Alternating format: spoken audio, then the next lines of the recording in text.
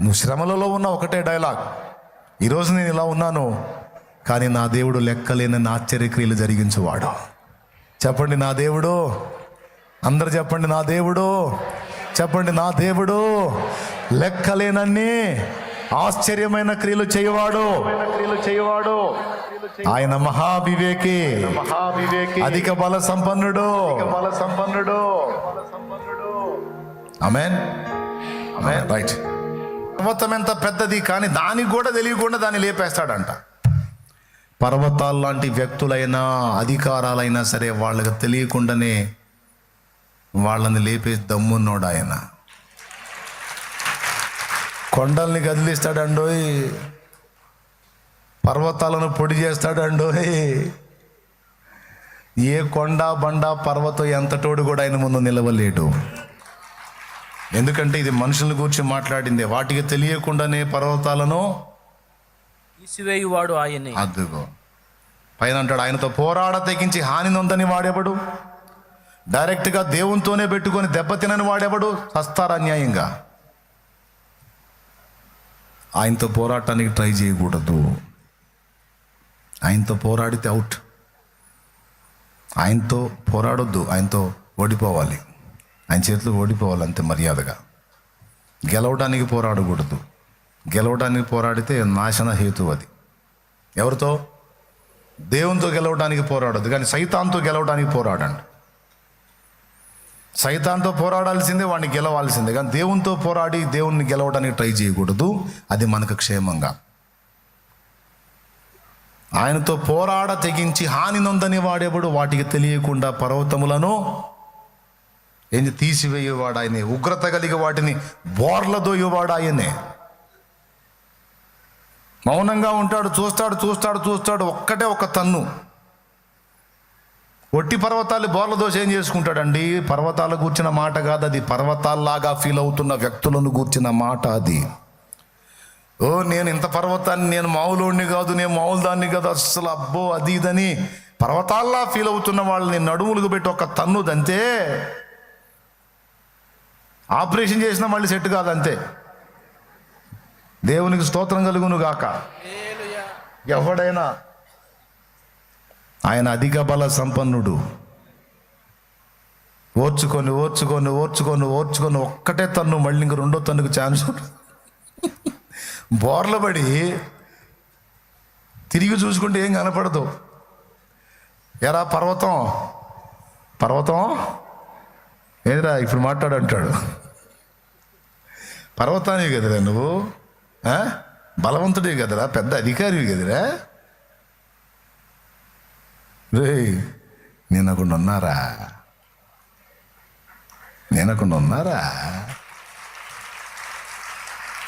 మనుషులకు నువ్వు పర్వతానే కావచ్చు, నా ముందు ఒక చిన్న రాయి సమానం కూడా కావురా నువ్వు.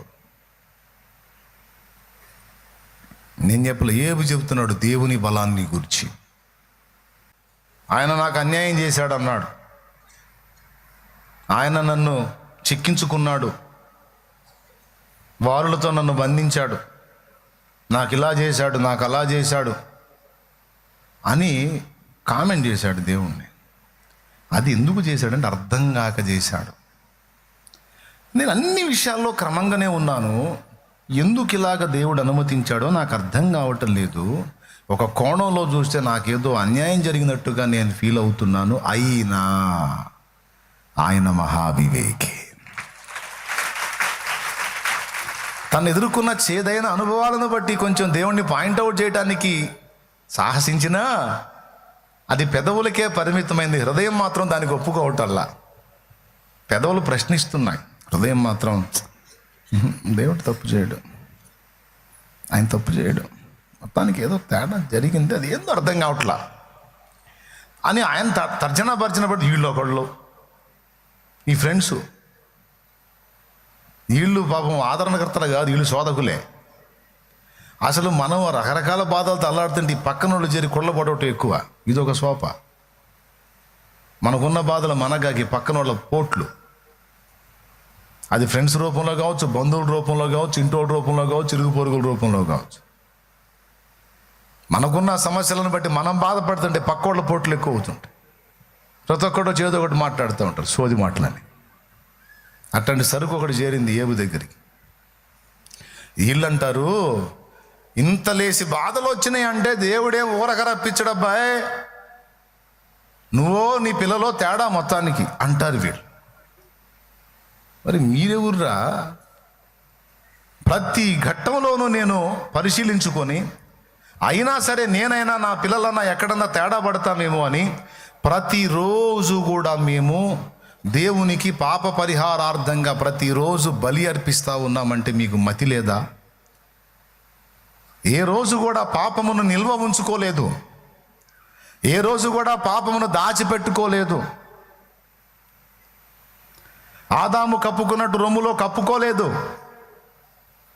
ఆయన ముందు ఒప్పుకొని పరిహారం కోసం ప్రతి దినము అనుదినము బలి అర్పిస్తూ వచ్చానురా నేను. స్నేహితులారా, స్నేహితుల రూపంలో ఉన్న శోధకులారా, బోధకుల రూపంలో ఉన్న శోధకులారా, వైద్యుల రూపంలో ఉన్న సైకోలారా, మీరందరూ పనికిమాలిన వైద్యులరా. అరే, నేను ఇన్ని విషయాల్లో క్రమంగా నడుచుకున్నాను, అది మీకు కూడా తెలుసు. మరి నాకు ఇలా జరిగింది ఏందని నేను గందరగోళం అవుతుండే. మీ పోట్లే ఏందిరా? ఊరకెందుకు జరిగిద్దిలే, ఏదో జరిగి ఉంటుందిలే, ముసుగులో జరిగి ఉంటుందిలే, రహస్యంలో జరిగి ఉంటుందిలే, నీ పిల్లలు చేసి ఉంటాను. నా పిల్లలు చేశారా? అట్లయితే పిల్లల కోసం రోజు బలి ఇచ్చా కదరా, రోజు బలి అర్పించా కదా. అంటే నేను ఇచ్చిన బలి అర్పణతో పాపం పరిహారం కాలేదా? మరి ఆయనే కదా పాప పరిహారం కోసం బలి ఏర్పాటు చేసింది. ప్రతిరోజు ప్రాయశ్చిత్తం చూపించాను కదా. సంవత్సరానికి ఒకసారి అందరూ చూపిస్తారు, ఎవ్రీడే నేను చూపించాగా. అనుదినము బలి అర్పించా కదా నా పిల్లల కోసం. వారు ఎక్కడన్నా యెహోవాకు విరోధంగా పాపం చేస్తారేమో అని. ఎక్కడ్రా స్టాక్ ఉంది? నేను ఒప్పుకోంది ఎక్కడా, క్షమాపణ అడగంది ఎక్కడా, కడుక్కోంది ఎక్కడా? ఎప్పటికప్పుడు ఏ రోజుకు ఆ రోజు వస్త్రాలు ఉతికి శుభ్రం చేసుకుని ఎప్పుడు తెల్లగా ఉంచుకున్నట్లు నా మనస్సుని, నా జీవితాన్ని, నా బిడ్డల జీవితాన్ని ఏ రోజుకు ఆ రోజు తెల్లగా తెలుపు చేశాను తప్ప పాపములను నేను స్టాక్ ఉంచుకోలేదు, నిల్వ ఉంచుకోలేదు. ఎప్పటికప్పుడు వాటిని బయటేసుకొని కడిగేసుకొని ఎప్పటికప్పుడు రక్తమును ఆశ్రయించి రక్షణలో నిలిచున్నాను నేను. అలాంటిది ఇలా ఎందుకు జరిగిందని నేను గందరగోళం అవుతుంటే పాపం ఏబుకు తెలియదు. ఏబుకి సైతానుకి దేవుడు పోటీ పెట్టాడని. ఇప్పుడు ఎవరెవరికి ఫైటింగో తెలుసా? బలహీనుడైన మానవునికి, బలవంతుడైన దేవదూతకి, ఇద్దరికి కొట్లాట పెడితే వెలిచూపులకి ఏమో ఏబును వాడు కొట్టినట్టు కనపడుతున్నాడు. కానీ ఏబు కొట్టిన కోటింగ్ ఎట్టుందంటే, వానికి ఇచ్చిన షాట్లు ఎట్టున్నాయంటే వాడు తేరుకోలేకపోతున్నాడు సైతాన్. రివర్సు. వెలుచూపులకేమో ఏబును వాడు కొట్టినట్టుంది, కానీ అసలు విషయంలో మాత్రం ఏబు అని పచ్చడి కింద దంతున్నాడు. వచ్చినప్పుడల్లా చట్నీ అయిపోతున్నాడు వాడు. పాత చింతగా పచ్చడి ఉంటుంది అట్ట అవుతున్నాడు మొహం. ప్రభువుకు స్తోత్రం. ఎందుకు? ఘోర పరాజయ. ఒక్కసారి కూడా తిట్టించలేకపోయాడుగా. భక్తులతో వాదించాడు, భార్యనేమో గద్దించాడు, దేవునినేమో ప్రశ్నించాడు. దేవుని పర్సనల్గా అడుగుతున్నాడు. దేవునికి భక్తునికి ఉన్న అనుబంధంలో ఈ రెండు గుర్తుపెట్టుకోండి. బయట ఎవ్వరికీ స్థానం ఇవ్వడు భక్తుడు. నిజంగా దేవుణ్ణి ప్రేమించేవాడు మనుషులు దేవుణ్ణి తృణీకరిస్తే ఊరుకోడు, కోప్పడతాడు. నువ్వేంది మమ్మల్ని నడుస్తావు, మేము నీ గురించేగా బాధపడతా దేవుడిని అన్నది. లేకపోతే మాకేం పని, మాకు బాగానే ఉంది, దేవుడు మమ్మల్ని చల్లగానే చూస్తున్నాడు, నీకు అన్యాయం చేస్తున్నాడని దేవుడిని అంటున్నావు. అంటే అన్యాయం అయితే నాకు అవుతుంది, నష్టపోతే నేను నష్టపోతా. నా దేవుని అనొద్దు, నా దేవుడిని అనొద్దు. ఆయన అన్యాయస్తుడు కాదు, ఆయన మహావివేకి. ఆయన అన్యాయస్తుడు కాదు. ఎందుకు అట్లా అంటారు? ఆయన నిందిస్తారు. నిందించొద్దు, నేను అది వినలేను. ముఖ్యంగా నన్ను బట్టి నా దేవుడిని నిందించడం అస్సలు తట్టుకోలేను, వద్దు అని సంధి ఇవ్వడు. మళ్ళీ పర్సనల్గా మాత్రం అడుగుతాడు. ఏంటి నాయనా, ఎందుకు ఇలా చేశావు? నేను నీతో మాట్లాడదలుచుకోలేదు. ఓ మాట్లాడవా? మాట్లాడను. ఎందుకు? మరి నాకు నువ్వేం చేశావు? అన్నీ ఇయ్యగా నేను మాట్లాడను. సరే, ఉండగలవా నాతో మాట్లాడకుండా? వల్ల కావట్లేదు, అందుకే ఆడుకుంటున్నావు. ఉండలేకపోతున్నాననే కదా ఆడుకుంటున్నావు నన్ను.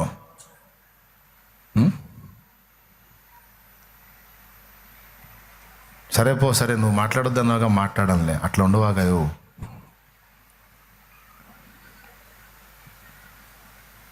నా హృదయ స్పందన నువ్వే. ఈ లోకమంతా నన్ను వదిలిపెట్టిన నువ్వు ఒక్కడి ఉంటే చాలు, కానీ నువ్వు ఒక్కడివి నాకు దూరం అయితే ఈ లోకమంతా నాకు దగ్గరున్నా నాకు సంతోషం లేదు యేసయ్యా. ఇది భక్తుని గుండె, భక్తుని మనసు.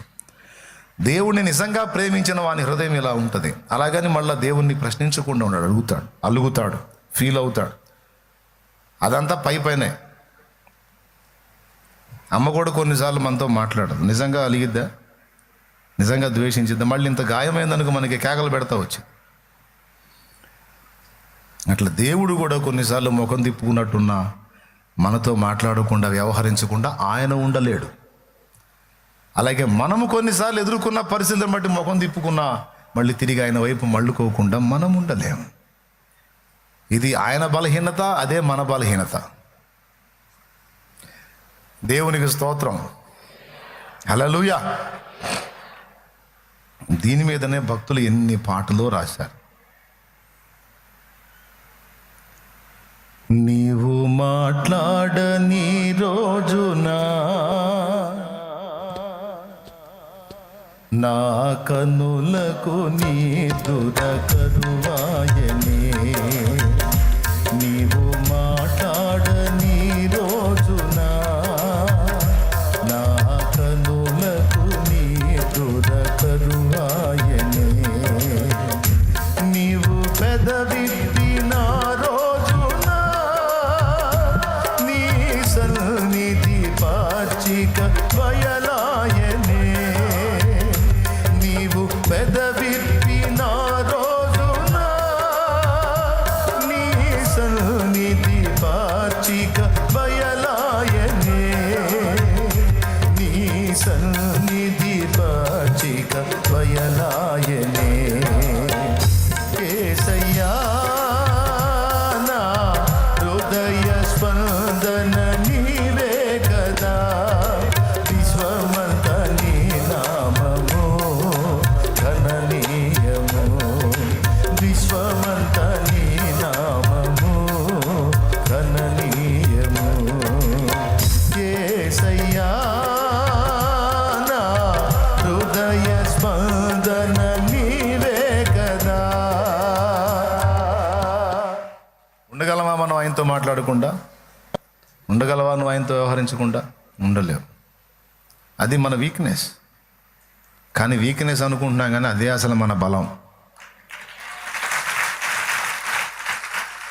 దేవుని విషయంలో మనకున్న బలహీనతే మన బలం బిడ్డలారా. భక్తుని మనస్సు అది. ఎవరన్నా తిడితే ఊరుకోడు, అర్థమైందా? మళ్ళీ ఈయన తగాద పెట్టుకుంటాడు. మళ్ళీ అక్కడ రాలా సైతాను. అది గదిగో నిన్ను అన్నాడు చూడు అనుకుంటా రాలా సైతాను. వచ్చాడా? రాలా.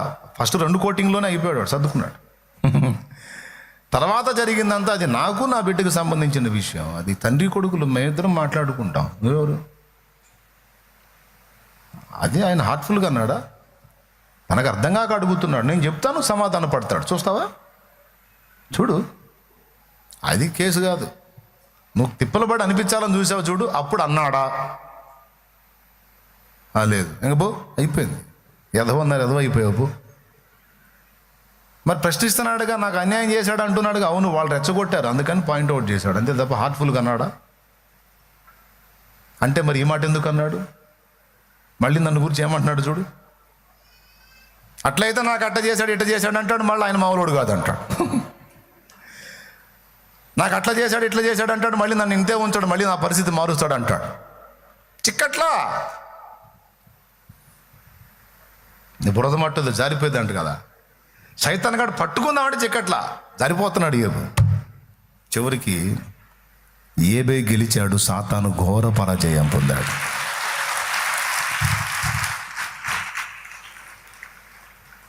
ఈరోజు భూమి మీద ఆయన పిల్లలమైన మన విషయంలో కూడా దేవుడు కొన్నిసార్లు శత్రువును అనుమతించి కొన్ని పరిస్థితుల్లోనికి మనల్ని నెట్టినప్పుడు మనం దాన్ని గుర్తుపట్టే వివేచన కలిగి ఉండాలి. ఆ వివేచన మనకు ఉండాలి.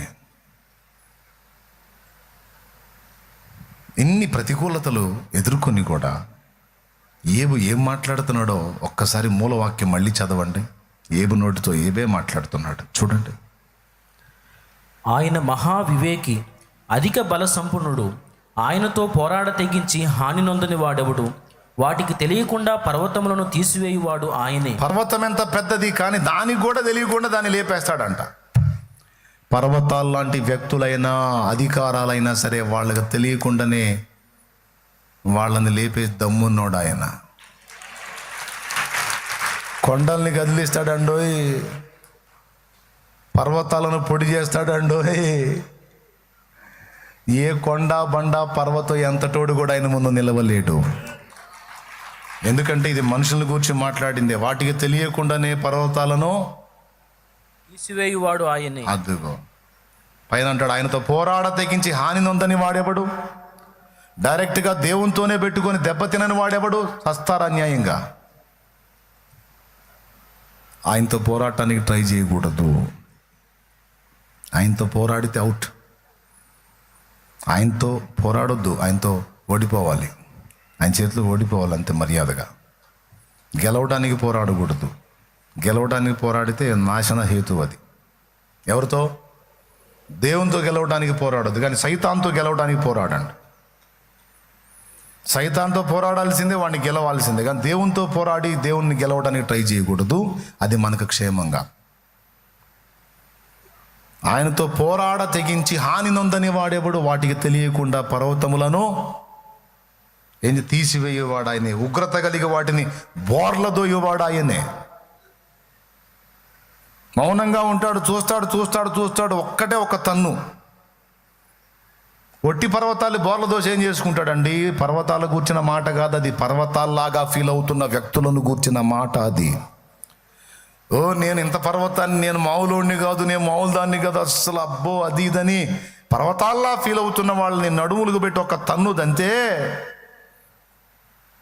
ఆపరేషన్ చేసినా మళ్ళీ సెట్ కాదంతే. దేవునికి స్తోత్రం కలుగును గాక. ఎవడైనా ఆయన అధిక బల సంపన్నుడు. ఓర్చుకొని ఒక్కటే తన్ను, మళ్ళీ ఇంక రెండో తన్నుకు ఛాన్స్. బోర్ల పడి తిరిగి చూసుకుంటే ఏం కనపడదు. ఎరా పర్వతం ఏదిరా ఇప్పుడు మాట్లాడంటాడు. పర్వతానివి కదరా నువ్వు, బలవంతుడివి కదరా, పెద్ద అధికారివి కదరా. రే నేనకుండా ఉన్నారా?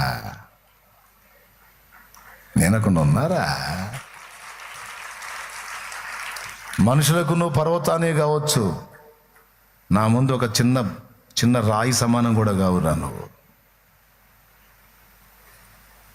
నేను ఏబు చెబుతున్నాడు దేవుని బలాన్ని గురించి. అంటే భక్తుని హృదయంలో దేవుని స్థానం ఎంత ఉన్నతంగా ఉందో చూడండి, ఎంత గొప్పగా ఉందో చూడండి. అంత పెట్టుకున్నాడు ఈ దేవుడు గురించి ఏబు గుండెల్లో. ఇంకా అట్లాంటి వాడు తిట్టమంటే ఏం తిడతాడు? ఏందిరా తిట్టేదని తిట్టమన్నోడు తిట్టి పంపిస్తాడు. దేవుని గురించి అన్నాడు, దేవుడు మహావివేకి. అబ్బా, మహావివేకి, చాలా వివేకవంతుడు నా దేవుడు. పిచ్చి పనులు చేయడం. ఆయన ఏదన్నా చేశాడంటే అందులో బోల్డ్ అంత వివేకం ఉంటుంది. మనకు అర్థం అవ్వదు, కానీ ఆయన వివేకే. అలాంటి వాడి చేతుల్లో నా లైఫ్ ఉంది. అలాంటి వాని హస్తంలో జీవితం ఉంది. నేను పిచ్చోడనే కావచ్చు, నేను తిక్కలోనే కావచ్చు, కానీ నన్ను చేతబట్టిన వాడు మహావివేకే. నేను బలహీనుడే కావచ్చు, నేను బలహీనురాలనే కావచ్చు, కానీ నాకు తోడై ఉన్నవాడు అధిక బల సంపన్నుడు. పర్వతాలు కూడా నా ముందు బోర్ల దోయబడతాయి, ఎందుకంటే నా ముందు నడుచుచున్నవాడు ఆయన. హల్లెలూయా. వాటికి తెలియకుండానే వాటి స్థానాలు తప్పిస్తాడు ఆయన. అలాంటి వాని చేతిలో నా జీవితం ఉంది. అదే నా ఆదరణ, అదే నా మనశ్శాంతి, అదే నా సమాధానం. దేవునికి మహిమ కలుగును గాక. రెండు చేతులెత్తి గట్టిగా స్తోత్రం చెప్పండి. దేవుని గురించి అంత ఉన్నతమైన ఆలోచనలు ఏబు హృదయంలో ఉన్నాయి. మరి ఇంత వివేకి మహావివేకాన్ని మెచ్చుకుంటున్నావుగా, మరి నీ కర్మ ఎందుకు ఇలా గాలిందంటే ఇందులో కూడా ఆయన వివేకంతో కూడిన చర్య ఉంది, ప్రణాళిక ఉంది, ఉద్దేశం ఉంది. ఎవరికి ఏది నేర్పాలనుకుంటున్నాడో అందుకు నా జీవితాన్ని ఎందుకు ఏ విధంగా మలుచుకుంటున్నాడో ఆయన చిత్తం. ఏబు మీద ఒక పుస్తకం రాయబడిద్ది, అది తరతరాలు వాడబడిద్ది, కోటాను కోట్ల మంది ప్రజలకు అది దీవెనకరం అవుతుందని ఏబుకు తెలియదు.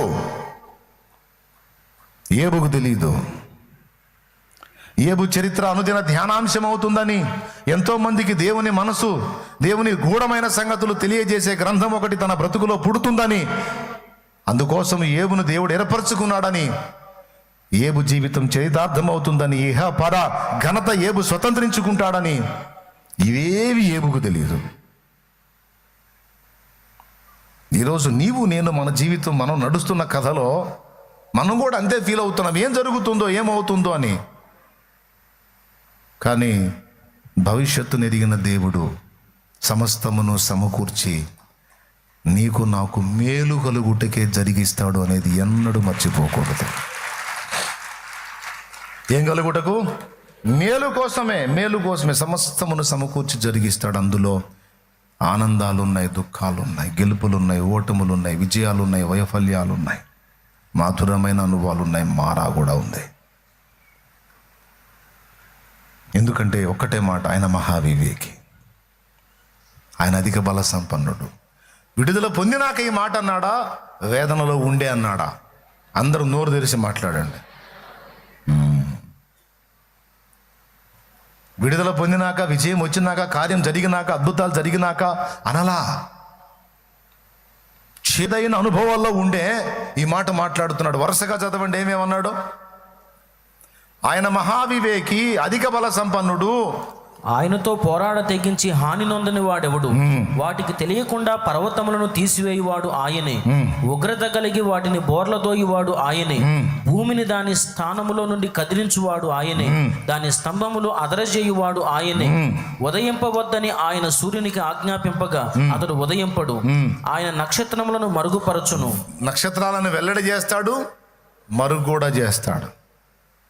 సూర్యునికి వెలుగివ్వగలడు, సూర్యుని ఆపేయగలడు. అర్థమైందా? ఒక నక్షత్రం ఒక వెలుగుతుందంటే ఆయన ఇచ్చిన ప్రకాశం. ఓయ్ అన్నాడు అనుకో, నక్షత్రం వెలుగును కోల్పోతుంది. బహిర్గతంగా బాహాటంగా వెలిగించగలడు. నక్షత్రమైనా సరే దాన్ని మరుగు చేయగలడు, కనపడకుండా చేయగలడు. అంటే ఒకడి బ్రతుకు వెలగాలన్నా, ఆరిపోవాలన్నా ఆయన చేతుల్లోనే ఉందిరా. ఎలాంటి వాళ్ళు కూడా ఆయన ముందు నిలవలేరు. ఆయన మామూలుడు కాదంటాడు. ఆయన బల ఔన్నత్యాన్ని, వ్యక్తిత్వ సౌందర్యాన్ని ఘనపరచుటలోనే భక్తునికి తృప్తి ఉందండి, సుఖం ఉంది. తన ప్రాణప్రియుని కొనియాడుటలోనే భక్తునికి ఆనందము, ఆరోగ్యము అన్నీ ఉన్నాయి. ఆయన మహింపరచుకోవటంలో దొరికినంత తృప్తి ఎందులో దొరకదు. దేవునికి స్తోత్రం. నిజంగా భక్తిపరుడైన వాడికి. ఆఫోళ్ళ సంగతి నేను చెప్పను, ఆ తర్వాత చదువు. శ్రమలో ఉండి కూడా ఏం మాట్లాడుతున్నాడో చూడు. ఆయన ఒక్కడే ఆకాశ మండలమును విశాలపరచువాడు, సముద్ర తరంగముల మీద ఆయన నడుచుచున్నాడు. ఆ మాట ఒక్కటి అండర్లైన్ చేయండి. సముద్ర తరంగముల మీద నడుచుచున్నాడు అని. సముద్ర తరంగాల మీద ఎప్పుడు నడిచాడు ఆయన? ఎప్పుడు నడిచాడండి? అప్పుడు నడిచాడా? కానీ ఏమన్నాడు? సముద్ర తరంగముల మీద ఆయన నడుచుచున్నాడు అని. సముద్రం తరంగాలు వస్తూ ఉంటే అలలు, తరంగాలే అలలు, అలల మీద నడుస్తాడు అన్నాడు, నడుస్తున్నాడు అన్నాడు, నడుచుచున్నాడు అన్నాడు. ఆయన ఎవరిని గురించి చెప్పారు? మీకు ఎలగలేదా బలుపు? నజరేయుడు యేసును గురించే మాట్లాడాడు ఆయన. అలల మీద నడుస్తూ వచ్చిన వాడు యేసయ్య, సముద్ర తరంగముల మీద నడుస్తూ వచ్చిన వాడు యేసయ్య. అంటే మనకంటే ముందే ఏబు యేసుని ఎరుగున్నాడు. అబ్రహాము నా దినములు చూతునని మిగుల ఆనందించను, ఇప్పుడు అవి చూసి సంతోషించను అన్నాడు యేసయ్య. యూదులు నవ్వి, నీకింకా 50 ఏండ్లైనను లేవే, నీవు అబ్రాహాముని ఎరుగుదువా అన్నారు. అప్పుడు ఆయన అన్నాడు, అబ్రహాము పుట్టక మునిపే నేనున్నాను, అబ్రహాము పుట్టక మునిపే నేనున్నాను అన్నాడు యేసయ్య, సాక్షాత్ యేసయ్య. ఇప్పుడు అబ్రహాం పుట్టక ముందు ఉన్నాడు, ఏబు పుట్టక ముందు కూడా. ఏబు పుట్టినప్పుడు ఏబుతో వ్యవహరించిన వాడు ఆయనే. ఆ తర్వాత వచనాలు ఉన్నాయి, చదవండి. నక్షత్రాల గురించి చెప్తాడు చూడండి. ఆయన స్వాతి, మృగశీర్షము, కృత్తిక అనువాటిని దక్షిణ నక్షత్ర రాసులను చేసినవాడు. ఎవడునూ తెలుసుకొనలేని మహత్తైన కార్యములను, అద్దుగద్దుగద్దుగో, ఎవడునూ తెలుసుకోలేని మహత్తైన కార్యములను, లెక్కలేనన్ని అద్భుత క్రియలను ఆయన చేయుచున్నాడు. అది ఇవన్నీ 2 విధాలుగా మనకు కనపడతాయి. ఒకటి యేసయ్యను గూర్చిన ప్రవచనాలు, లెక్కలేనన్ని అద్భుత ఆశ్చర్యక్రియలు ఆయన చేయుచున్నాడు. యోహాన్ అన్నాడు, యేసుక్రీస్తు చేసిన సూచక క్రియలన్నిటినీ, అద్భుతములన్నిటినీ గ్రంథస్థం చేస్తే ఆ గ్రంథములకు ఈ భూలోకమైనను చాలదు అన్నాడు. వాటిని గురించి వివరముగా రాసిన ఎడల, అంటే లెక్కలేనన్ని అద్భుత క్రియలు. ఇదిగో చూడండి, యోహాను సువార్త 21:25, యేసు చేసిన కార్యములు ఇంకను అనేకములు కలవు, వాటిలో ప్రతి దానిని వివరించి వ్రాసిన ఎడల అట్లు రాయబడిన గ్రంథములకు భూలోకమైనను చాలదని నాకు తోచుచున్నది అన్నాడు. అంటే లెక్కలేనన్ని కార్యాలు. ఇప్పుడు ఏబు దగ్గరికి రా, ఏం చెప్పాడు, ముందే చెప్పాడు.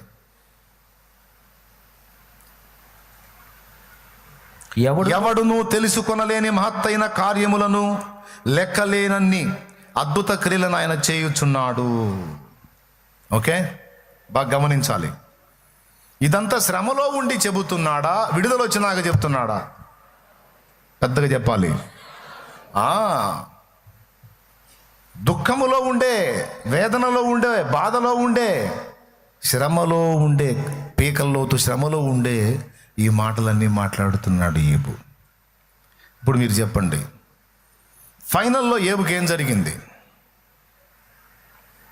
ఏబు పలికిన ఈ మాటలు నెరవేరినాయా, ఇంకేదన్నా నెరవేరిందా? ఖచ్చితంగా ఏబు పలికిన ఈ మాటలన్నీ నెరవేరినాయి.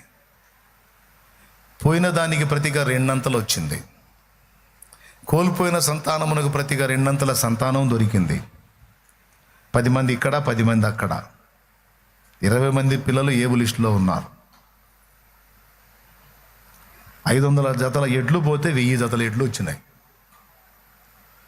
500 ఒంటెలు పోతే 1000 ఒంటెలు వచ్చినాయి. అట్లాగా అన్ని double double double double double. ఏబును దేవుడు 2 అంతలుగా ఆశీర్వదించెను. ఆశ్చర్యం చెప్పనా? ఇప్పుడు ఏబు దేవుణ్ణి పాయింట్అవుట్ చేస్తే ఫ్రెండ్స్ దేవుణ్ణి సపోర్ట్ చేశారు. మీరు కావాలంటే చదవండి. దేవుని పక్షంగా వాదించిన వాళ్ళు ఎవరు? ఫ్రెండ్స్. దేవుణ్ణి పాయింట్అవుట్ చేసిన వాడు ఎవరు? ఏబు. ఫైనల్లో వచ్చేసి దేవుడు ఏబును గద్దించాలా, ఫ్రెండ్స్ని గద్దించాలా? ఆయన పక్షంగా మాట్లాడినటువంటి ఫ్రెండ్స్ని సపోర్ట్ చేస్తూ ఏబును గద్దించాలి. ఇదేం దారుణం అండి! ఆయన ఇద్దరు ఒకటయ్యి ఫ్రెండ్స్ మీద పడతాడు ఆయన.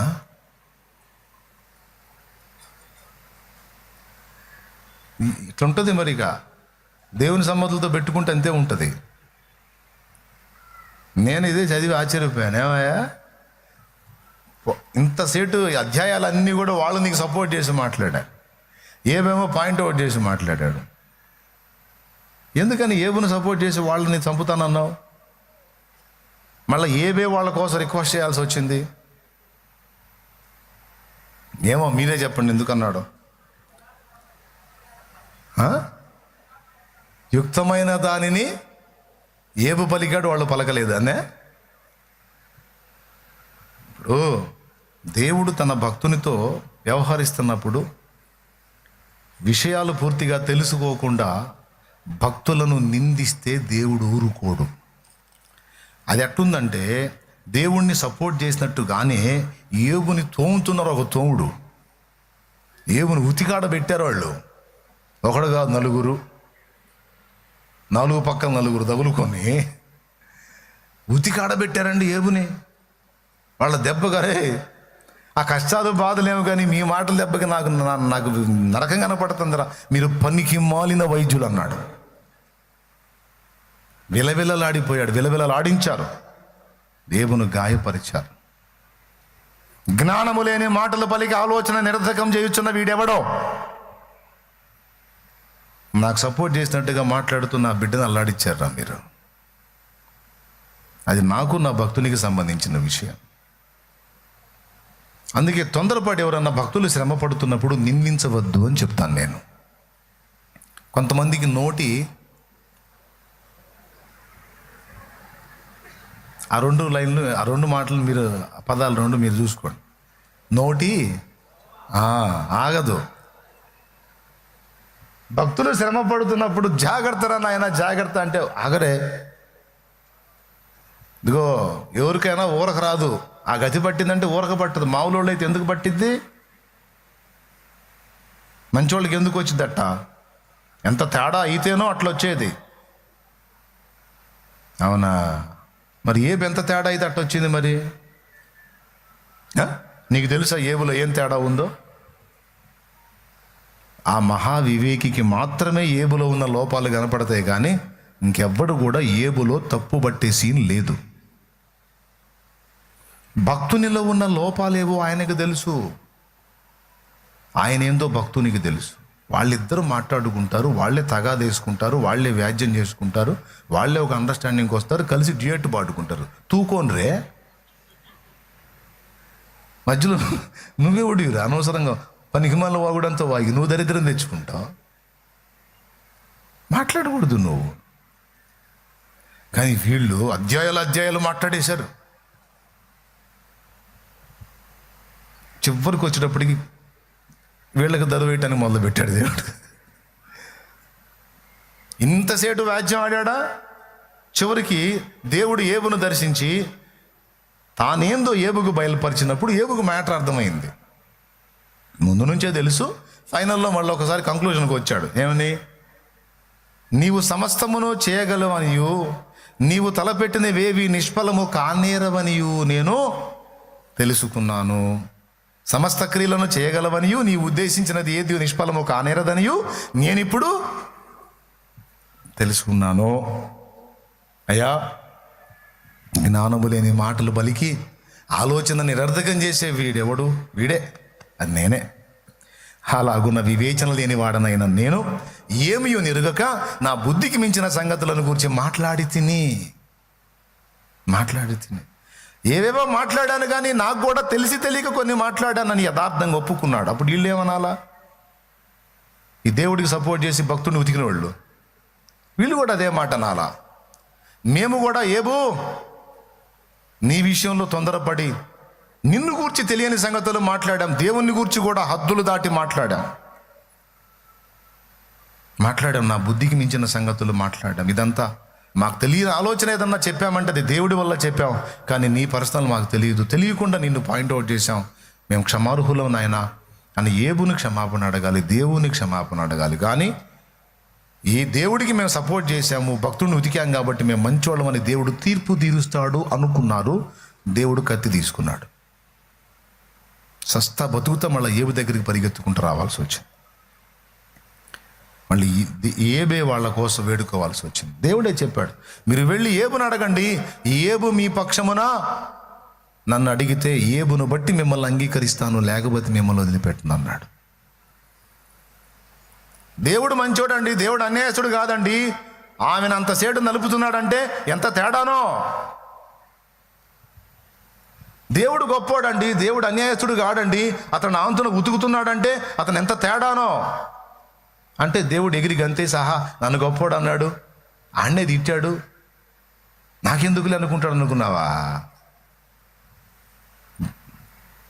దేవుడు భక్తుడు ఊరుకోడు, భక్తుడంటే దేవుడు అసలు ఊరుకోడు. మనకి ఆయనకి మన మధ్య ఉన్న అనుబంధం అవినాభావ సంబంధం. అది మధ్యలోకి రావద్దు. దేవుడు మర్యాదకు పక్కన ఉండాలి అంతే. చెప్పండి, మన మధ్యలో రావచ్చు ఎవడన్నా? ఆయన మనం ఆయన అంతే. ఏదన్నా తగాదుంటే ఆయన మనం తెలుసుకుంటాం అంతో. మధ్యలో ఎవడు ఎంటర్ ఓవర్ యాక్షన్ చేయకూడదు. చేసినోడి పళ్ళు రాలుతాయి అంతే. స్తోత్రం, హల్లెలూయా. కఠినమైన చేదైన అనుభవాల్లో ఉండి భక్తుడు పలికిన మాటలు మీ ముందు ఈరోజు ఉంచి ఒక్క మాట మీకు అందిస్తున్నాను. పరిస్థితులన్నీ తారుమారైనాయి, ప్రతికూలతలు వచ్చినాయి. ఓకే, ఇప్పుడు ఏం జరుగుతున్నాయో అర్థం కావటం లేదు, నెక్స్ట్ ఏం జరుగుతుందో అర్థం కావటం లేదు నీకు నాకు. కానీ మహావివేకైన దేవునికి అన్నీ అర్థమవుతున్నాయి, అన్నీ తెలిసే ఉన్నాయి. మనం గుడ్డితనంలో ఉన్నాం, దేవుడు గుడ్డివాడుగా లేడు. ఆయన అన్నీ చూస్తున్నాడు, పథకరచన చేస్తున్నాడు, ప్రణాళికలు వేస్తున్నాడు. మన పక్షమున తన కార్యాలు జరిగిస్తున్నాడు. మన పక్షమునే జరిగిస్తున్నాడు, మన కోసమే సమస్తము సమకూర్చి జరిగిస్తున్నాడు. దీన్ని ఎంతమంది నమ్ముతున్నారు చెప్పండి? ఆయన వివేక శూన్యుడా, మహావివేక, బలహీనుడా, బలవంతుడా? ఇప్పుడు ఏ మెట్లో ఉండి మాట్లాడుతున్నావు? చేదులో ఉండి మాట్లాడుతున్నావా, సౌఖ్యంలో ఉండి మాట్లాడుతున్నావా? చేదులో ఉన్నా, సౌఖ్యంలో ఉన్నా దేవుడు మన ఎడల ఎలాంటి దృష్టి కలిగి ఉన్నాడో మనం గ్రహించాలి. రెండవది, శత్రువుతో మనం శత్రువుని ఎదుర్కొనేటట్టు దేవుడు చేస్తున్నాడు. భూమి మీద అతని వంటి వాడు లేడు అని శత్రువుని రెచ్చగొట్టాడు. అంటే సాతానును మన మీదకి ఉసిగొలిపి సవాల్ విసిరి వాని చేత మనల్ని శ్రమలకు అనుమతించి ఇబ్బంది కొలిమిలో మనల్ని పరిపూర్ణం చేస్తూ మనందరి విషయంలో వాడిని మళ్ళీ వెధవన చేస్తున్నాడు దేవుడు. ఎవరిని?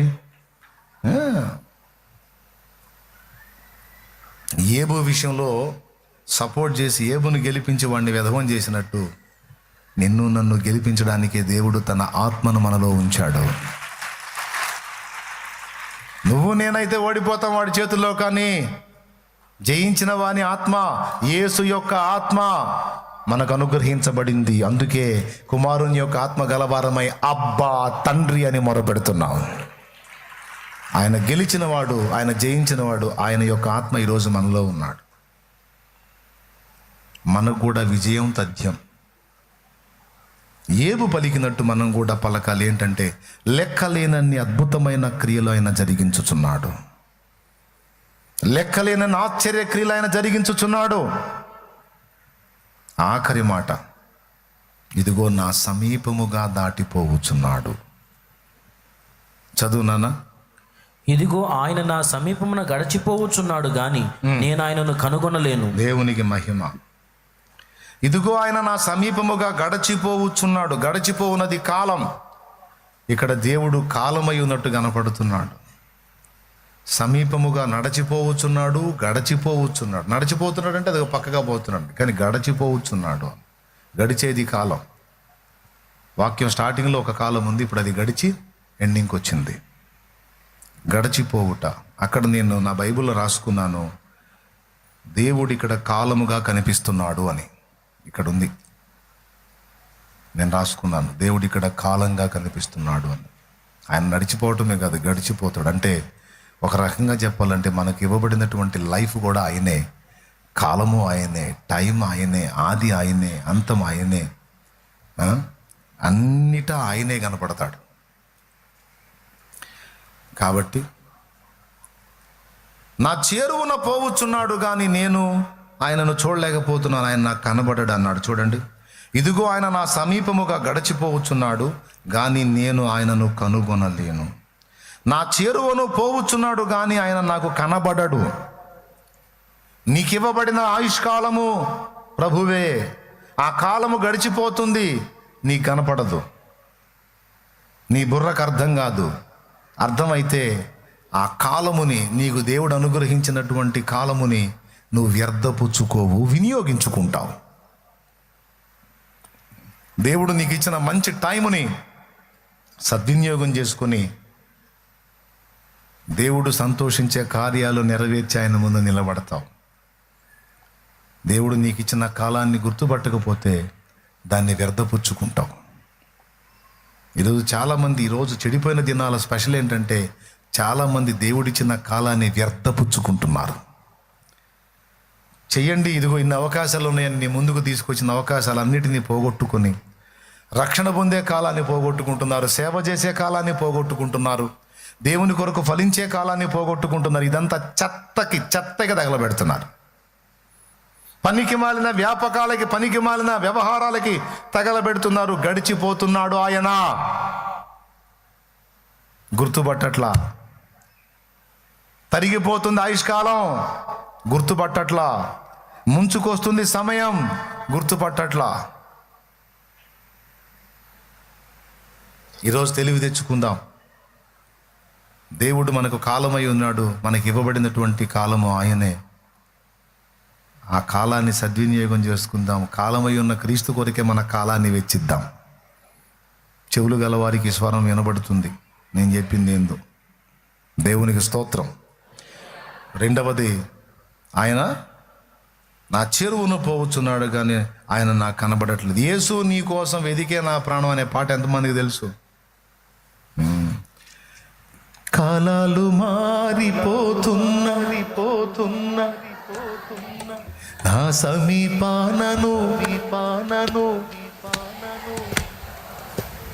అది అది వచనాలకు అనుబంధంగా ఉంటుంది.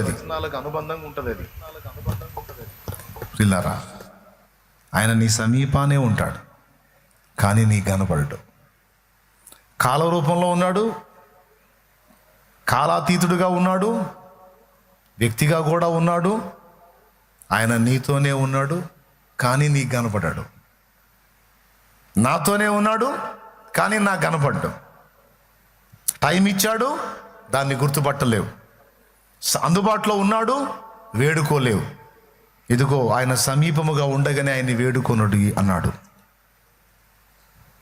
ఇది మన బుద్ధిహీనత, సరిదిద్దుకుందాం. ఆయన సామీప్యాన్ని అనుభవిద్దాం. ఆయన ఇచ్చిన కాలాన్ని ఆయనలో సద్వినియోగం చేద్దాం. కొంతమందిని చూస్తున్నాను, స్త్రీలని పురుషుల్ని, కొంతమందిని ప్రతిరోజు నేను ఇచ్చిన పిలుపు గైకొని ఈ సమీపంలో చుట్టుపక్కల ఉన్నోళ్ళు చాలా ప్రాంతాల నుంచి కూడా వచ్చి నేను చెప్పాను, ప్రార్థనా సేవ చేయండి. దేవుడు మీకు ఖాళీ టైం ఇస్తే దాన్ని వేస్ట్ చేసుకోకండి, చెత్త వ్యాపకాలకి తగలబెట్టకండి.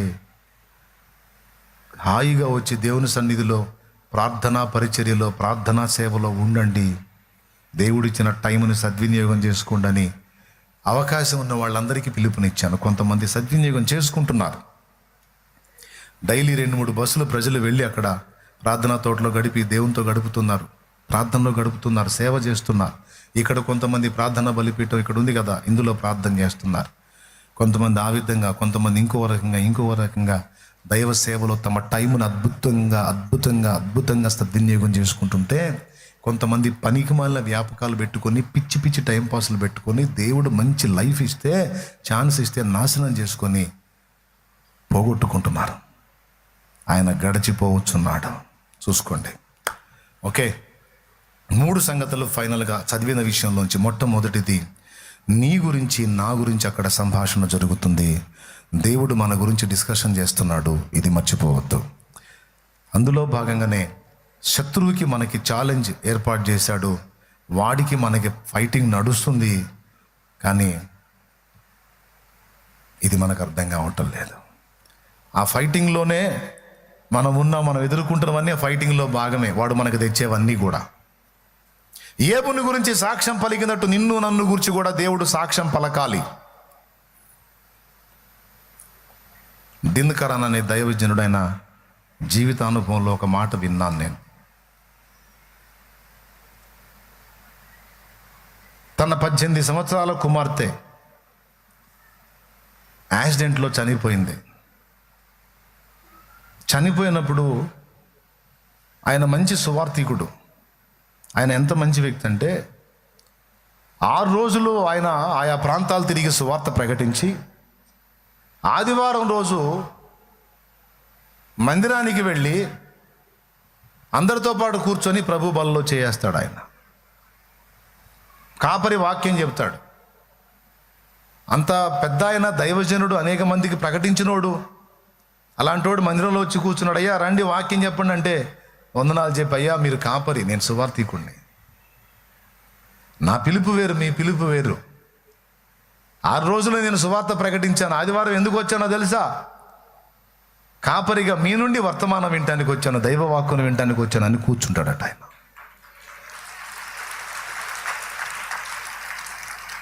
వాక్యాన్ని వాక్యంగా ఫాలో అయిన వ్యక్తి ఆయన. చేదైన అనుభవాన్ని తన జీవితంలో ఎదుర్కొన్నాడు ఆయన. తనకెంతో ప్రియమైనటువంటి కుమార్తె ఇవాంజలిన్, ఏంజిల్ ఆయన ఇవాంజలిస్ట్ అయినా ఏంజిలిన్ ఓకేనా, ఏంజిల్, ఆ పేరు గుర్తులేదు, అదేనా ఏంజిలీనా? ఓకే. కార్ యాక్సిడెంట్ అందరికి అయింది, వీళ్ళందరూ బ్రతికిపోయారు, ఆమె చనిపోయింది. పాప 18 ఏళ్ళు ఇంచుమించు వయసు. ఎంత ప్రేమ అంటే ఆమె అంటే బాగా కనెక్ట్ అయిపోయాడు ఆమెకి. ఆమె మరణ వార్త జీర్ణించుకోలేకపోయాడు. తన జీవితంలో చాలా చేదైపోయింది అది. ఎంతోమందికి ఆయన కార్యాల గురించి ప్రకటించే నేను ఇప్పుడు నా బిడ్డను పోగొట్టుకున్నాను, నేను ఏం చెప్పాలి సమాజానికి? మీకు అది చేస్తాడు, మీకు ఇది చేస్తాడు, అలా చేస్తాడు, ఇలా చేస్తాడని ప్రకటిస్తున్నావుగా, నీ కూతుర్ని కాపాడలేదు ఆయన. మా అందరి జీవితాలు అద్భుతాలు సరే, మరి నీ జీవితం అలా ఎందుకు అయిందని అడిగితే నేనేం చెప్పాలి? నాకెందుకు ఇలాంటి చేదైన అనుభవాన్ని అనుమతించావు? నేను వెళ్ళను దేవా, నేను వెళ్ళను అని 5 రోజులు గదిలో నుంచి బయటికి రాలేదట. దేవుని ముందు కూర్చున్నాడు 5 రోజులు ఏడుస్తా. నాకు రోజు 100 ముద్దులు పెట్టే నా కూతురు నేను వెళ్ళేటప్పుడు నన్ను ముద్దాడిద్ది, నేను ఇంట్లోకి వస్తే ముద్దాడిద్ది. నిరంతరం నన్ను ప్రేమించే నా కూతురు, నా బంగారు తల్లిని ఎందుకు తీసుకున్నావు? నేను వెళ్ళను సేవకి అని గదిలో 5 రోజులు కూర్చున్నాడంట.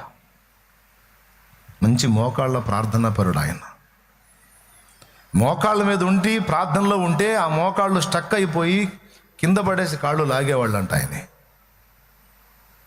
భక్తులు చెప్పగా విన్నాను నేను. మరి ఊరికనే అంతగా దేవుని చేతిలో వాడబడరండి. దేవుని చేతిలో వాడబడ్డారంటే వాళ్ళకు ఉండేటువంటి ప్రత్యేకత వాళ్ళకు ఉంటుంది. ప్రార్థనా పరుడు మోకాళ్ళ మీద ఉండి ప్రార్థనలో అలాగ ఉంటే ఎన్ని గంటలు ఉన్నాడో తెలియని పరిస్థితుల్లో ఆయన కింద పడేసి కాళ్ళు లాగే పరిస్థితి, స్టక్ అయిపోయి.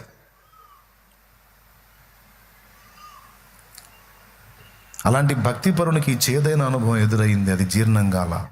దేవుని ముందుకెళ్ళి కూర్చున్నాడు. నేను వెళ్ళలేను ప్రభా, ప్రజలకి నిన్ను కూర్చి గంభీరంగా చెప్పలేను అని కూర్చుంటే దైవ స్వరం స్పష్టంగా వినపడిందండి ఆయన. దినకరన్ సాతానుతో సవాల్ విసిరాను, నీ విషయమై నన్ను సిగ్గుపరుస్తావా అన్నాడట. నన్ను సిగ్గుపరుస్తావా?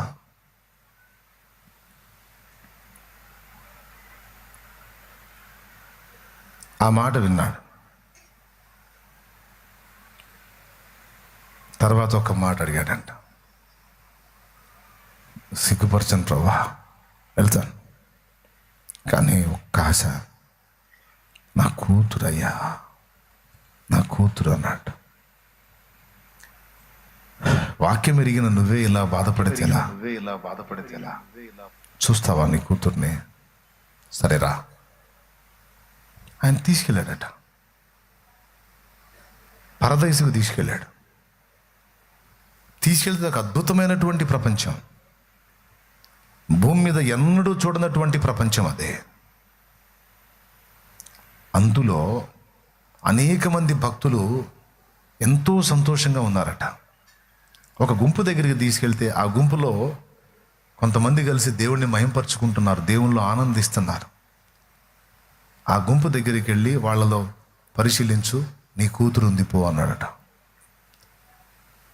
అక్కడికి వెళ్ళినప్పుడు ఆ సమూహంలో, కూర్చున్న సమూహంలో తన కూతురు కనపడింది. భూమి మీద ఉన్నప్పుడు ఎప్పుడు చూడనంత సంతోషంగా ఆమె అక్కడ కనపడుతుంది.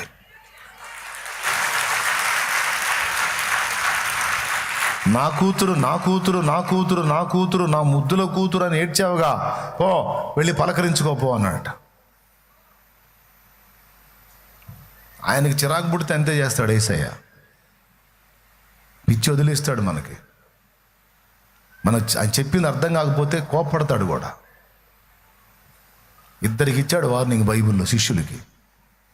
ఎమ్మాయి మార్గంలో ఇద్దరు శిష్యులు మందమతులారా, లేఖనము నెలగని మందమతులారా, క్రీస్తు శ్రమపడి 3వ నాడు తిరిగి లెగుచుట అగత్యమని లేఖనాల్లో రాయబడలేదా? అవన్నీ మీకు ఆయన విశదీకరించలేదా అని తిట్టాడా?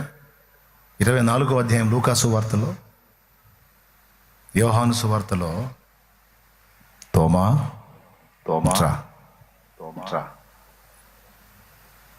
నేను ఆయన నాకు కనబడితే ఆయన చేతుల్లో శీలల గుర్తులు ఉన్నాయి, అందులో వేళ్ళుంచి అప్పుడు నమ్ముతా. ఆయన ప్రక్కలో బల్లెం కూర్చబడినప్పుడు అక్కడ రంధ్రం అయింది, అందులో చెయ్యి ఉంచి అప్పుడు నమ్ముతా అన్నావుగా. రా, దిగో నా చేతులు చూడు, శీలలు కొట్టారు ఈ చేతుల్లోనే. ఇగో ఆ శీలలు కొట్టిన గురుతులు రంధ్రాలు చూడు. ఆ ప్రభువా, అయ్యా రా రా, మొత్తుకున్నావుగా, రా చూడు. చూసా ప్రభా, చూసా. ఆగు, ప్రక్కలో చూడు. చూసా, చేయించు. నా దేవా, నా ప్రభువా, తోమా, నమ్ముతున్నావా? సౌండ్ లేదు. అప్పుడు ఒక మాట అన్నాడు వెళ్తూ, నువ్వు చూసి నమ్మేవు తోమా, చూడక నా మీద వారు ధన్యులు. అవిశ్వాసి కాక విశ్వాసివయ్యి అని వార్నింగ్ ఇచ్చి వెళ్తాడు. మనం మొండికేసి మొరాయిస్తే, చిరాకు పుడితే తీసుకెళ్ళి చూపిస్తాడు కూడా. నేను చూపించకపోతే నమ్మవా? నేను చెప్తే నమ్మవా? నేను చెప్తున్నా కదా, నేను గ్రంథంలో రాయించా కదా, అబద్ధాలా? లేదు నాయన, నిజమే అంటే మళ్ళీ ఇంక దాని గురించి కలవరం ఎందుకు, వదిలే, నెక్స్ట్ ఏంటో చూడు. కాదు ప్రభా, నువ్వు మొరాయించావు అనుకో, తీసుకెళ్తాడు. దా చూడు. నా జీవితంలో కూడా నేను అనుభవించా. మా నాన్న కన్ను మూసినప్పుడు నేను అనుభవించా. ఇదే ఏప్రిల్ నెలలో కూతురు చూపించాడు ఆయనకి. వెళ్ళి పలకరించుకోపో, మాట్లాడుకో, నా బంగారు కూతురు, నా ముద్దుల కూతురు అన్నాకపో అంటే అప్పుడు ఈయన పోలా, ప్రభా, భూమి మీద ఉన్నప్పుడు నా బిడ్డని ఎప్పుడు అంత సంతోషంగా చూడలేదు, ఈరోజు ఆ బిడ్డను చూస్తున్నా, నేను వెళ్ళి కనబడ్డానంటే మళ్ళీ వేదన పడుతుంది, వద్దు ప్రభా. కానీ ఇది చాలా రమ్యంగా ఉంది ప్రభా, నాకు ఇక్కడే ఉండాలనిపిస్తుంది. ఇంకొంతకాలమైన తర్వాత నేనే నిన్ను తీసుకొస్తా ఇక్కడికి. ఇంకా నువ్వు భూమి మీద ప్రకటించాల్సిన ప్రదేశాలు, ఇంకా నువ్వు భూమి మీద చేయాల్సిన సేవ కొంత ఉంది. నీ ద్వారా ప్రకటన విని రక్షణ పొందాల్సిన ఆత్మలు ఇంకా చాలా ఉన్నాయి. వెళ్ళు.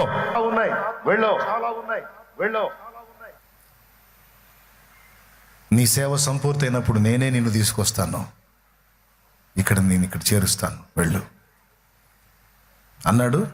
మోకాళ్ళ మీద తెలివి వచ్చింది ఆయనకి. మోకాళ్ళ మీదనే ఉన్నాడు, తెలివి వచ్చింది. ఆ తర్వాత ఆ కాళ్ళు మళ్ళీ నార్మల్ పొజిషన్ రావడానికి చాలా టైం పట్టిందంట. ఆ విధంగా సెట్ అయి ఆ తర్వాత మరి ఎక్కువగా ఆయన సేవలో వాడబడ్డాడు. దేవునికి మహిమ. నా విషయంలో కూడా దేవుడు అలాంటి కార్యమే చేశాడు. ఏప్రిల్ 17 నేను ఆత్మీయంగా పుట్టినరోజు. ఈరోజు ఎంత డేటు? 12, 13, 12. వచ్చే 17 నేను బాప్తిస్మం పొందిన రోజు, ఆత్మీయ పుట్టినరోజు. ప్రతి సంవత్సరం మా నాన్న నా మీద చేతుల నుంచి ప్రార్థన చేస్తాడు, నాకు అలవాటు. 2015 డిసెంబర్ 9న ఆయన కన్ను మూశాడు, ప్రభు దగ్గరికి వెళ్ళిపోయాడు. 2016 ఏప్రిల్ 17వ తారీఖున నేను ఆయన ఫోటో ముందుకు వెళ్ళి నిలబడి జస్ట్ ఒక మనసులో అనుకున్న, బయటికి కూడా అన్నా. ప్రతి సంవత్సరం నా మీద నా తండ్రి చేయి ఉంచేవాడు. ఎంతమంది మనుషులున్నా నాన్న అనే ఆ మెట్టు ఎవడూ భర్తీ చేయలేడు, ఒక్క నీవు తప్ప. నీ తర్వాత నాన్న స్థానం నాన్నదే, ఇంకా అది ఎవ్వరూ భర్తీ చేయలేని స్థానం. గనుక ఈ రోజు నుంచి ఇక ఆయన నా మీద చేయి ఉంచాడు కదా. ఆయన మనసులో నేను ఆలోచన, నువ్వు తలుచుకుంటే నన్ను అక్కడికి తీసుకెళ్ళగలవు, లేదా నా నిమిత్తము ఆయన ఇక్కడికి తేగలవు. సౌలుతో మాట్లాడటానికి సమూయేలుని తెచ్చినోడివి నువ్వు చేయగలవు, నీకు కందేముందులే అని 2 కన్నీటి చుక్కలు రాల్చి వెళ్ళా. అదే రోజు రాత్రి నా దర్శనంలో ఆయన వచ్చాడు, మా నాయనే వచ్చాడు. ఆయన వృద్ధాప్యంలో కన్ను మూశాడు, కానీ చాలా దాదాపు ఒక 30-35 సంవత్సరాల ప్రాయంలో ఒక వ్యక్తి ఎలా ఉంటాడో ఆ విధంగా అంత హుషారుగా, అంత యాక్టివ్గా చకా చకా చకా చకా నడుచుకుంటా నేనున్న దగ్గరికి వచ్చి నిలబడ్డాడు. నైట్ టైం ఆయన ముఖం ఎంత సీరియస్గా ఉందంటే, భూమి మీద ఉన్నప్పుడు నేను నా వైపు ఆయన ఆ విధంగా చూడటం ఎప్పుడు చూడలే. అంత తీవ్రంగా, అంత చిరాగ్గా. కానీ నిజం, నేనేం చేస్తున్నాను, ఆయన చనిపోయాడని తెలుసు కదా, ఆయన వచ్చాడని నేను ఎగురుతున్నా. మా నాన్న వచ్చాడు, మా నాన్న బ్రతికున్నాడని. అంటే ఆయన చనిపోయింది కల, ఇది వాస్తవం అనుకుంటున్నా అని సంతోషపడుతున్నా. ఆయన ఏం మాట్లాడలా, ముఖం చిరాగ్గా పెట్టి కూర్చున్నాడు. ఆయన కూర్చొని మళ్ళీ నాకు వెళ్ళి చూశాడు. ఆ ఎగిరే నేను ఆగి మ్యాటర్ అర్థం చేసుకున్నా.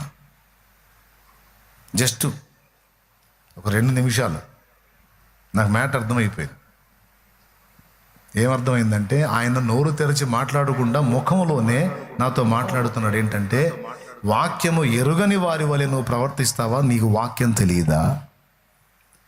దేవుడు తన గ్రంథమందు చెప్పినటువంటి పరదైస్ ఒకటి ఉందని, మృతుల ఆత్మల విశ్రమ స్థానమని, నిద్రించిన వారు అక్కడ ఉంటారని, తర్వాత మీ పరిచర్య పూర్తయినాక మీరు అక్కడికి చేరతారు లేదా రాకడలో ఎత్తబడతారని గ్రంథస్థం చేయబడలేదా? లేఖనం స్పష్టంగా చెప్పలేదా? ఆత్మీయ ప్రగతి పొందిన వాడివిగా నువ్వు ఉండి నువ్వు కూడా చిన్న పిల్లవాడిలాగా అలా ఫీల్ అవ్వటం యుక్తమా? ఇంకా నా సాంగత్యాన్ని ఆశిస్తావా? నువ్వు ఐక్యత చెందాల్సింది ఆయనతో కదా, నువ్వు కోరుకోవాల్సింది ఆయన సహవాసాన్ని కదా, ఇంకా నా వైపు చూస్తావా? ఇవన్నీ కనపడ్డాయి ఆ ముఖంలో. మాట్లాడాల మళ్ళీ ఎంత ఎలాగొచ్చాడో నాకు ఈ మ్యాటర్ అర్థమైనాక నేను నిలబడ్డా సైలెంట్గా, చకా చకా నడుస్తూ వెళ్ళిపోయాడు ఆయన. మీకేం అర్థమైంది? మనం ఆయనకి చిరాకు తెప్పించామనుకో, అవసరమైతే చచ్చిన వాళ్ళ దగ్గర కూడా తీసుకెళ్ళి చూపిస్తాడు బతికున్న నిన్ను. ఎందుకు? ఆయనకు సమస్తము సాధ్యం.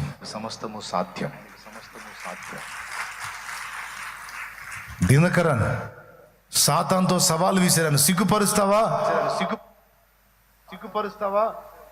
ఈరోజు నీ విషయంలో కూడా, మన విషయంలో కూడా కొన్నిసార్లు శత్రువుతో సవాల్ విసిరి కొన్ని కఠినమైన పరిస్థితులు మనకు అనుమతించినప్పుడు దేవుని సవాల్ నిలబెట్టే వారంగా ఉండాలి, కానీ సిగ్గు తెచ్చేటట్టు మనం నడుచుకోవద్దు. ఆల్రెడీ అనుభవాల్లో ప్రయాణం చేస్తున్నాం. నిందలు, అవమానాలు, అప్పులు, బాధలు, కష్టాలు, కన్నీళ్లు, వ్యాధులు, శోధనలు. కానీ వీటన్నిటిలో ఉండి ఏమేం పలికాడో మర్చిపోవద్దు. ఏమన్నాడంటే, ఆయన మహావివేకి, అధిక బల సంపన్నుడు, ఆయన ఏదైనా చేయగలడు.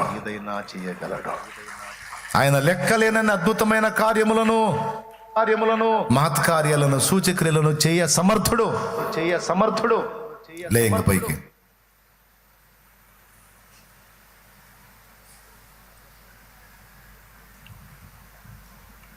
ఏబు పలికింది వృధా పోలేదు, అక్షరాలు అదే జరిగింది.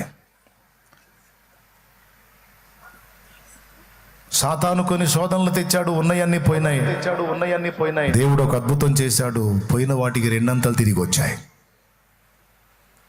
దేవుడు ఒక అద్భుతం చేశాడు, పోయిన దానికి ప్రతిగా 2 అంతలు తిరిగి ఏబుకు లభించింది. ఆయన విషయంలో ఏబు స్పందన ఎలాగుందో మన స్పందన కూడా ఆ విధంగానే ఉండాలి. భక్తులు దేవునితో ఎలాంటి అనుబంధాన్ని మెయింటైన్ చేశారో ఒకసారి పరిశీలించుకుందాం. ఈరోజు నేను ఎదుర్కొంటున్న చేదైన అనుభవాల్లోంచి మధురమైన అనుభవాల్లోకి నడిపిస్తాడు ఆయన. ఆయన ముందు పర్వతాలు బోర్ల పడతాయి, మెరకలు పల్లాలు అవుతాయి, కరుకు మార్గాలు, వంకర మార్గాలు తిన్ననివి అవుతాయి. ఎందుకంటే నీ ముందు ఆయన నడుస్తున్నాడు, నీ ముందు ఆయన ఉన్నాడు. నువ్వు ఆయన ప్రియమైన బిడ్డవే. ఆయన నిన్ను ప్రేమిస్తున్నాడు. నిన్నే కాదు, నువ్వు నా అనుకున్న వారిని అందరినీ ఆయన ప్రేమించే ఉన్నాడు. నువ్వు కోల్పోయిన వారిని కూడా ఆయన ప్రేమించే ఉన్నాడు. నువ్వు మిస్ అయిన వారిని దేవుడు మిస్ అవ్వలేదు. దేవుడు తన దగ్గర కలిగి ఉన్నాడు. ఒకరోజు వస్తుంది, తప్పకుండా నువ్వు వారిని కలుసుకుంటావు. నేను కోల్పోయిన నా వారిని, నువ్వు కోల్పోయిన నీ వారిని అందరం కలుసుకుంటాం. అంతేకాదు, సదాకాలం వారితో మనతో వారు కలిసి అందరము ప్రభువుతో కలిసి ఉంటాం. కాబట్టి దేన్ని బట్టి కూడా కృంగిపోవద్దు, అధైర్యపడొద్దు, అవిశ్వాసులుగా వ్యవహరించొద్దు.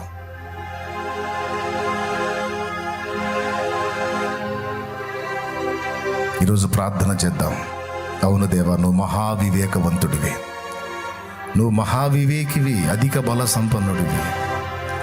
కొన్నిసార్లు పరిస్థితులను బట్టి నేను కృంగిపోయి కొన్ని మాటలు మాట్లాడాను, నన్ను క్షమించు. నా విషయంలో నా ప్రభు నువ్వు ఆలోచిస్తున్నావని, సంభాషిస్తున్నావని, సాతానుతో సవాలు విసిరావని, నా జీవితంలోని పరిస్థితులని నా మేలు కొరకే కలిపి రప్పిస్తున్నావని అనేక సంగతులు ఈరోజు నాకు బయలుపరిచినందుకు నీకు వందనాలు. నేను ఎదుర్కొంటున్న ప్రతికూలతలన్నిటి వెనుక నీ అనుమతి ఉంది, నీ హస్తం ఉంది. అనుమతించిన నువ్వే వాటిని తొలగిస్తావు. పర్వతాలుగా నా ముందు అడ్డంగా ఉన్న వాటిని బోర్ల పడగొడతావు. వాటికి తెలియకుండానే వాటిని తీసివేయగలవాడివి.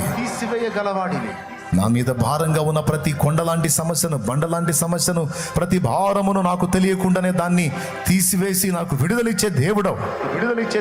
నీకు స్తోత్రములయ్యా. నా నోటి మాటలతో ఎక్కడన్నా నిన్ను నొప్పించి ఉంటే క్షమించండి. నా హృదయాలోచనలు ఎక్కడన్నా నిన్ను అభ్యంతరపరిచి ఉంటే మన్నించండి. ఏబు అడిగినట్టు అడుగుతున్నాను. జ్ఞానము లేని దాననై, జ్ఞానము లేని వాడనై నా శక్తికి మించిన ఆలోచనలు మాట్లాడాను. ఇప్పుడు పశ్చాత్తాపడుతున్నాను, క్షమాపణ కోరుకుంటున్నాను దేవా. మహావివేకి, నా జీవితం నీ చేతికి అప్పగిస్తున్నాను. నీ చిత్తమే సిద్ధించుగాక, నీ ఆలోచనే నెరవేరునుగాక, నువ్వు అనుకున్నవే జరుగునుగాక, నీ తలంపులే నెరవేరుగాక, నీ ఉద్దేశాలే సఫలమగునుగాక. నా ఇచ్చలు, ఆలోచనలు, వాంఛలు, కోరికలు అవన్నీ నీ చిత్తమై ఉంటేనే నెరవేరాలి, లేకపోతే అవి ఘోరంగా ఓడిపోవాలి. నీ ఉద్దేశాలు, నీ ఆలోచనలు, నీ చిత్తమే మాలో నెరవేరాలి. ఎందుకంటే నువ్వు మహాజ్ఞానవంతుడు కనుక. యేసు నామములో కృతజ్ఞతలు చెల్లించి వేడుకుంటున్నాం తండ్రి. పరలోకమందున్న మా తండ్రి, నీ నామం పరిశుద్ధపరచబడును గాక, నీ రాజ్యం మాకు వచ్చుగాక, నీ చిత్తం పరలోకమందు నెరవేర్చినట్లు భూమి యందును నెరవేరును గాక. మాకు కావలసిన అనుదిన ఆహారం నేడు మాకు దయచే. మా పట్ల అపరాధం చేసిన వారిని క్షమించుటకు శుద్ధ మనసును, సుబుద్ధిని మాకు ఇచ్చి మా అపరాధాలు నీవు క్షమించు. మమ్మల్ని శోధంలోనికి తేక, దుష్టి నుండి, కీడు నుండి తప్పించు, రక్షించు. ఎందుచేతనగా రాజ్యము, బలము, మహిమ, శక్తి సర్వం నిరంతరం నీవై ఉన్నావు తండ్రి. ఆమేన్, ఆమేన్. ఈరోజు వచ్చిన వాళ్ళలో ఎవరైనా రక్షణకు సిద్ధపడ్డ వాళ్ళు ఉంటే, మారు మనసు పొంది పాప క్షమాపణ నిమిత్తం బాప్తిస్మం పొంది దేవుని రాజ్య వారసులు కావాలనుకుంటే చూడండి, కొద్దిపాటి ఎండకి నోళ్లు తెరుస్తున్నాం. కానీ దేవుడిచ్చిన అవకాశాన్ని వినియోగించుకొని ఆయన రక్తంలో పాపాలు కడుక్కోకపోతే అగ్ని ఆరదు, పురుగు జావదు నరకంలో. జాగ్రత్త. ఆశీర్వాద ప్రార్థన వద్దా? కావాలా? మన తండ్రి అయిన దేవుని ప్రేమ, ఆయన ప్రియ కుమారుడు, మనందరి ప్రాణప్రియుడైన యేసయ్య శాశ్వత నిత్య కృప, పరిశుద్ధాత్మతోడి మనోహర దివ్య సహవాసం, సమాధానం సమకూడిన మనకు, సకల పరిశుద్ధులకు, సార్వత్రిక సంఘమంతటికి ఆయన రాక పర్యంతం, నిత్యత్వంలో మనం చేరు పర్యంతం మనకు తోడై ఉండి నడిపించును గాక. ఆమేన్. ప్రవేశ రక్తమునకేచే యేసు నామమునకు సంపూర్ణ విజయం కలుగును గాక. ఆమేన్. హల్లెలూయా, హల్లెలూయా, హల్లెలూయా. విశ్వాసంతో తెచ్చిన నూనె నీ రక్తంగా మార్చి రోగులైన వారికి అది వినియోగించి ప్రార్థించడం ద్వారా స్వస్థత చేకూర్చు. ప్రతికూలతలన్నిట కూడా నీ హస్తం ఉందని, జరుగుతున్న సమస్యలన్నిటి వెనుక నీ అనుమతి ఉందని, మమ్మల్ని ప్రక్షాళన చేయటానికి, ఏబును శుద్ధి చేయడానికి తీర్మానం తీసుకున్నట్టు మమ్మల్ని కూడా శుద్ధి చేస్తావు. ఈ వేదనలన్నీ మాకు ఆశీర్వాదాలుగా మారతాయని నమ్ముతూ మా బిడ్డలందరినీ నీ చేతికి అప్పగిస్తున్నాను. నేను కూడా నీ చేతికి అప్పగించు. తిరుగు ప్రయాణంలో బిడ్డలు క్షేమంగా గృహాలకు చేరాలి. ఎక్కడ ఎవరు ఏ కీడులో పడకుండా కాపాడు. ఇంకా ఇక్కడ ఉన్న వాళ్ళు రక్షణ పొందక ఎంతమంది ఉన్నారో, నరకపాత్రుల ఎంతమంది ఉన్నారో వారందరినీ కూడా దర్శించి రక్షణలో నడిపించి నిత్య జీవానికి వారసులుగా చేయమని యేసు నామములో ప్రార్థించి పొంది ఉన్నాం తండ్రి. ఆమేన్. ప్రభుకు స్తోత్రాలు. మీ అందరికీ హృదయపూర్వక వందనాలు. సంతోషంగా బయలుదేరండి. వెళ్ళేటప్పుడు ప్రయాణంలో నిదానంగా వెళ్ళండి, జాగ్రత్త. చెప్పిన విషయాలు దృష్టిలో పెట్టుకొని ఎదుర్కొంటున్న పరిస్థితుల విషయంలో కృంగిపోకండి. నీ దేవుడు ఎవరు? జ్ఞానవంతుడు, వివేకవంతుడు గనక ఆయన చేతుల్లో నీ లైఫ్ ఉంది గనక నీ చేయి దాటిపోయినా దేవుని చేయి దాటిపోదు ఏది కూడా.